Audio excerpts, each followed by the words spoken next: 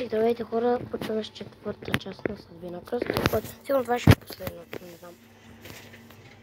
Ребе, зарежай, бе. Защо? Да, защо да се връщам при нея? Защото мисля, че е най-добре да се живееш при майките, докато навършиш 18 години. А след ти не ме искаш тук, след това вече не сама ходиш ще при нея. Не, че не те искам тук. Не ме разбирай погрешно. Просто аз съм свикнал последните 10 години да живея сам. Живял съм сам и не съм свикнал да има друг човек до мен. Да, ясно, не ме искаш. Спри. Знаеш много добре, че ти си моя дъщеря и винаги съм се грижил за тебе, дори докато ме нямаше. И това ли ти беше обичта? Кажи ми, остави ме, това ли ти беше обичта? Много се Остави моля. ме. Говори с майка ти, говори и се разбери с нея. А пък аз ще се виждам като преди. Ще се виждаме. Аз се връщам при нея. Имам нужда от спокойствие. Започвам собствен бизнес. Там отиват всичките ми усилия, всичките ми пари. Трудно ще ми е. Не мога в момента да занимавам с други неща. Рана трябва да отида при майка ѝ, защото там си е мястото. Не мога да повярвам. Толкова ли му беше обичта на баща ми? Бях първи май абонат.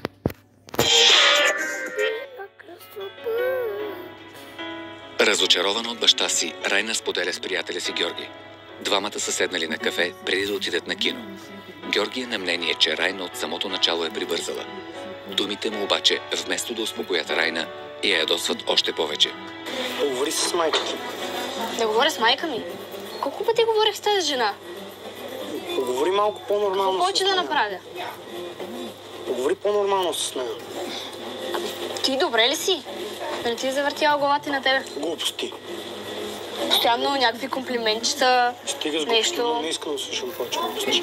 Писна ми вече, писна ми от всички. Никой ли не е на моя страна? Никой не ме разбира. Първо много се обидих, но после си давах сметка, че Райна е много нервна и нали, затова ми каза тези работи, но и аз вече не знам как да я успокоя. Вярвам, че прекалих с това за майка ми и Георги, но не го мисля наистина. До сега съм бясна на целия свят. Добре, и сега къде да отида? Не може да живея у вас за няколко месеца, поне докато стана на 18. После ще си намеря работа и ще си отида на квартира. Не може, нашите паспорти няма да разрешат. Добре, нека поне ги питаме. Няма смисъл. Ти нямаш 18, ако родител би позволил да някой, който няма 18 години да живее в дома без познането на майка му. Ай, може да се съгласят, нека поне да опитаме. Няма смисъл. Дай да тръгваме, че се заснеме за филма. Аз ти говоря, че няма къде да живея, а ти ми говориш за тъпия ти филм. Ставай! Мило. Ставай! Изчезвай! И заведи майка ми на тъпия ти филм. Баща ми явно не ме иска. При майка ми не искам да се връщам. Къде да отида? Много се притесних, но наистина няма как да дойде да живее в нас. Трябва да измисля нещо. Силно притеснен за Райна, Георги разказва на майка за положението, в което се е озовало младото момиче. Откакто Райна е при баща си, Вяра е мислила много и е осъзнала грешките си. Решила е да предприеме нещо, с което да изкупи поне част от вината пред своята дъщеря. И в крайна сметка да даде старт на мечтите на 17-годишното момиче. След разговора с Георги обаче, Вяра разбира, че трябва да пришпори нещата. Силно разтревожена за дъщеря си, Вяра решава... Добре, демек тя заправили това, тая. Райна ли беше? Демек тя била на 20 и демек не е на 17 години. Нормално. И са... Става въпрос за дъщеря ми. Ей, Какво и? Да не съм аз и толкова години съм я гледала сега, за да остане на улицата, така ли? първо аз не съм я гонил. И след това ти откъде знаеш, че дъщеря ми? Ми знам от Георги, знам. От Тоня. Оня, защо го наричаш така? Много естествено даже момчето. Как и да е? Кажи за какво си ми извиква, не ме занимай с глупости повече. Иска да те помоля, решила съм... Кратко, защото това вече за 6 минути ще свърши.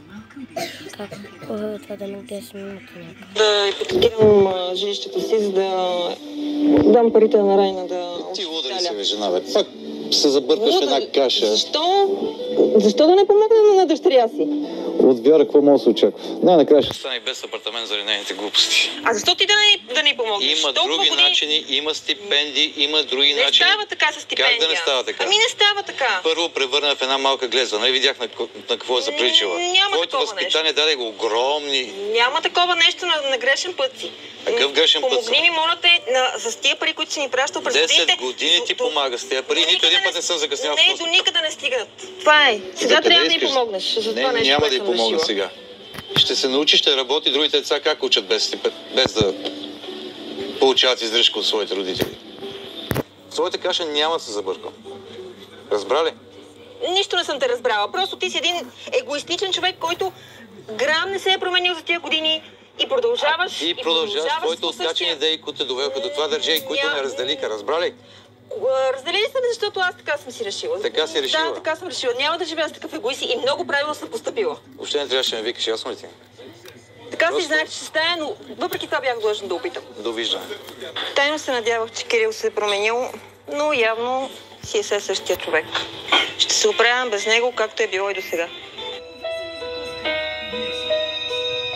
Твърдо решена да си върне детето, Вяра ипотекира апартамента. Тя знае, че ще й е трудно с погасяването на заема, но е убедена, че ще се справи.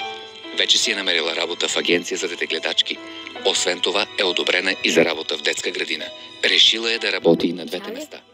Знае, че просто трябва да се мобилизира. И за една майка няма по-голям стимул от любовта към собственото й дете. Междувременно Райна е пренощувала при своята приятелка Нели. На следващия ден Георги е поканил Райна на пица и тя се съгласява, без да подозира, че ще присъства и майка й. Доста мислих, за да ме намрази толкова дъщеря ми, значи нещо много съм объркала. Но едни неща осъзнах, другите първа ще осъзнавам с времето. Едно е много важно обаче и то е дъщеря ми. Бих направила абсолютно всичко за нея. Пейно, моля те, изслушай ме. Пишете в коментарите къде сте ли Shadow Hicks, Anti-Studio Руси. Пишете кой ви е любим ютубър. Най-много Рус. Нито те виждам, нито те слушам. Ако ще го знаете. Или по сте чули или сте гледали, не знам. Не ме е интересно. Престани, какво ти става? Видали сте Сигурно тия неща къде викам, че ще е кратко със сигурност къде. Като спирам видеото на пауза, няма да е баш кратко. да говори двамата? Не сме се наговори, моля. Че няма да говориш, мога да ви кажа тия неща на шорта. Имам да ти казвам нещо страхотно, просто искам да ме Не изслушаш. искам да те слушам, не искам и да те виждам даже. Не, трябва да ме чуеш. Искам да си тръгнеш още сега. Не мога да повярвам, че Георги се е наговорил с майка ми. Не съм го очаквала от него. Бях сигурен, че Райна ще ми седоси и ще реагира по този начин, но за това бях подготвен и съм сигурен, че после ще ми благодари. Добре, ще си тръгна, но искам първо да ме изслушаш. Ако след това не те изнася това, което ти казвам, аз просто ще си отида. Моля те. Аз не искам да те слушам, разбираш ли ме? Искам да си отидеш. А искаш ли да учиш в Италия? Моля? Питам, искаш ли да учиш в Италия? Имам ги парите. Няма как, това са много пари. Намерила съм ги. Направих ипотека на апартамента. Ще работя на 2 места. Хайде, мила. Нека се сдобриме. Направим ипотека. След като останеш известен дизайнер, ще ми ги върнеш. Не знам какво да кажа. Майка ми идва и ми казва, че била ипотекирала апартамента. Намерила пари за Италия, щяла да почва работа на 2 места. Просто нямам думи. Изненадана съм. Видях как пламъчета се разгарят по очите на детето ми, когато й казах, че имам парите. Райна направо си готна езика. Надявам се да се добри с майка си наистина. Това да слуша. 3 месеца по-късно Райна празнува рождения си ден. Вече е на 18. Майка и дъщеря са намерили път една към друга и отново живеят заедно. Майка ми се извини и ми поиска прошка, а и направи немалко неща, за да ми покаже, че вече ще е различно. Знам, че ме обича и въпреки, че много ме разочарова, и аз я обичам. За малко да изгубя най-важното нещо в живота си. Толкова се радвам, че всичко се оправи и детето си отново при мен. Юху! Тортата пристига! Супер! Хайде, нападайте! Супер топ. И сега вече, от тук нататък забравяме всичко лошо, всичко остава назад. Искам само усмивки, много щастлива и всичко най-хубаво, мила. Райна вече е подала документи в колеж в Милан. Мечтата й да учи мода там е на път да се сбъдне. А докато това се случи, майка и дъщеря остават да живеят заедно. Много обичам Райна. Страшно много ще ми липсва, когато замине, но все ще намерим начин да се видим. Замислиме нещо? Още веднъж, честит рожден ден, Мишка! но се пускам се едно, ако беше мъничка. Май съм интересно. Толкова да се радвам, кога порасна бе дете. Да, времето си минава и... Не мога да наистина... Не се интересува. За една майка това е такова щастие да види детето си голямо вече и някаква независимост да има. Ето, навърши ги тия 18 години, които толкова много ги бленуваше, толкова много ги разрешение. От време на време само ще позволяваш понякога. Ти лесно няма да го оставиш, то се знае. Естествено. Не само, че си върнах детето, но станах и важна част от забърването на нейната мечта. Какво повече може да иска една майка? Райна запазва отношенията и с баща си. Те се чуват и виждат, макар и рядко. Като го нямам да болят босите. Между баща и дъщеря така и не се заражда истинска близост. Вкуснито. Майка ми се оказа права за някои неща, например за баща ми, макар че имах право сама да се уверя в това през годините. Райна осъзнава, че не всичко в живота е черно-бяло. Че част от съзряването е да видиш цветовете, да различиш нюансите на нещата и да ги приемеш в цялата им пъстрота. А Вяра разбира, че не е важно да те харесват всички, а тези, които имат значение в живота ти. 40-годишната жена е научила може би най-важния си урок. Да обичаш означава и да уважаваш, независимо колко годишен е човекът до теб.